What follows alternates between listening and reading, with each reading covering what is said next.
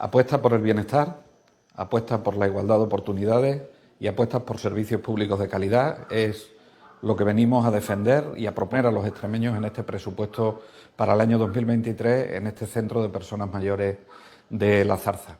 Un centro que viene a recoger la esencia de lo que es nuestro presupuesto. Un presupuesto que apuesta por la autonomía de la persona, que intenta rescatar a la gente de la exclusión social, con el incremento de plazas de trabajadores sociales, con la renta extremeña garantizada, con los mínimos vitales, con el bono social térmico. También es importante que se diga que apostamos por una autonomía de la persona, pero que atendemos también a las personas en situación de dependencia. El incremento de plazas es importante para todo ese sector. Y en el ámbito de la salud, algunas líneas importantes.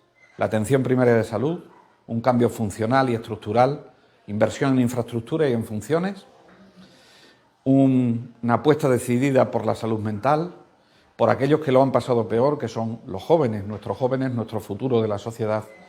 Y, en tercer lugar, combatir la obsolescencia tecnológica en materia de la alta tecnología. 22 equipos serán los que se renovarán a lo largo del ejercicio del año 2023. En definitiva, queremos apostar por ese bienestar, en definitiva queremos apostar por esa igualdad de oportunidades y, en definitiva, queremos apostar por la calidad de los servicios públicos.